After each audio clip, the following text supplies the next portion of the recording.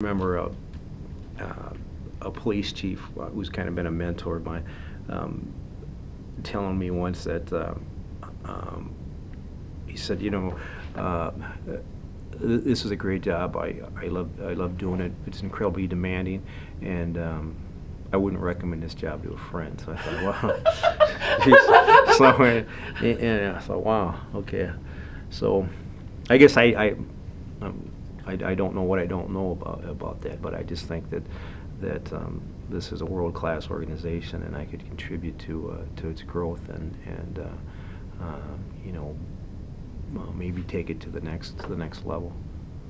Yeah, well, I think that's one of the strengths of our organization is in developing, leaders, to lead, the next generations. Whether it's and I don't mean just leader at chief, because obviously that's the most visible office. But you certainly need leaders within a department at every level, at the officer level, sergeant level, command level. And I think we do a good job of giving those opportunities, and I think people make the best of those opportunities and become more well-rounded, just because of the diverse experience they get within the department. I got to say that the again, the other internal candidates they're strong, very capable people that are certainly capable of running the organization. I think the what might set me apart from some of them is the kind of the wide range of experience that I have in the department. Worked narcotics, worked in a street crime unit, worked as a juvenile investigator, worked in administration on policy review, and I've written grants. I think that if you take a look at my career, take a look at my resume, you'll see that I have a wide range of experiences that have made me who I am today. And I think that bringing that that wide range of experience, I think will help me become a better chief. One of the things that I'm going to focus on is the enhancing the relationship we have with the communities that make up St. Paul. Accessibility. I think that demographics has changed dramatically. With we have a large Latino population, we have a large Somali population, and doing outreach to those communities, because it seems that policing is a lot of times the people that need us the most, or the people that have less access to us, and maybe that's because of it. Maybe it's a language barrier. Maybe it's something cultural. With new, and I've worked with a lot of different new immigrants, in St. Paul, and one of the themes that I hear is that, especially they've come from countries where the police are oppressive or are corrupt.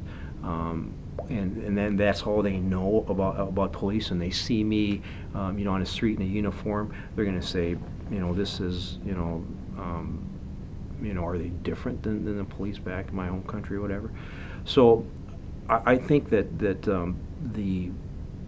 I would hope that if I got the job and I left, they'd say, well, the one thing to remember about Bill Martinez is that he really did a lot of outreach to the community, and part of that is educating the community on professional police practices. I mean, what we do here in St. Paul, that sets us apart from other organizations. So I think community building would be one of my priorities, and hopefully one of the things that I'd be remembered for.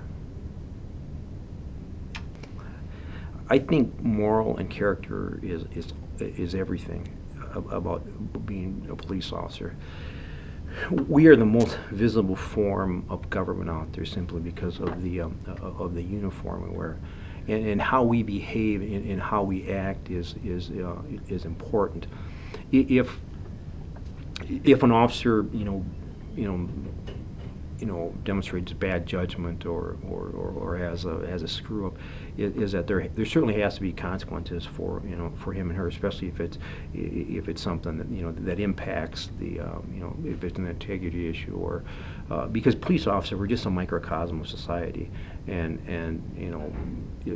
some of our officers go out and have a few drinks, and if they get arrested for driving while impaired, there has to be some consequences. But it shouldn't be that particular action shouldn't be the end of their career. It's what they learn from that from that mistake. Here's the thing about mistakes, is that we all make them, and I've certainly had my fair share of mistakes.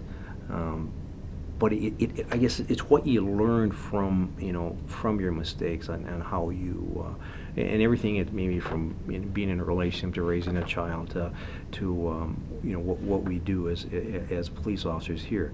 So accept the fact that that people are going to make mistakes, and then what you can as as a leader to help correct that, to see if to make sure it doesn't happen again. Maybe this person needs, maybe it was an administrative error on a grant where they need more training or more schooling in a certain area. Maybe if it's a tactical mistake, work on that to make sure that doesn't happen again. But the one thing I will say about our organization is that we have a good reputation with the community, and with the general public. The last thing our officers want is they don't want that reputation tainted. And if there's an officer there that is doing something to taint that, and is just way off the ball on what they're doing, I don't think officers want to work with that individual. So balancing the thin blue line, it's going to be, number one, you have to get all the information, and then what why the officer did, and if it looks like it was a 5-second clip that looked really brutal, you as a chief or leader of that organization have to say, okay, this is what you see. Let me explain to you what you're actually, what you're actually seeing, and try to get the public to understand the perspective of what happened, from the officer's eyes at the time, and the decisions that that were made. I think the balancing act would be when there's when there might be fault on one side or the other, is if discipline is warranted, I think it has to be swift, and then it has to be immediate in some cases, because that trust that we hold from the community is incredibly valuable, and we have a trust bank with the community, and if the community says, yes, this Bill Martinez screwed up on on this call, the chief was out in front, and there's consequences for Bill's actions, so I trust that the police, if there's a misconduct issue with one of their officers, that they're going to take care of it.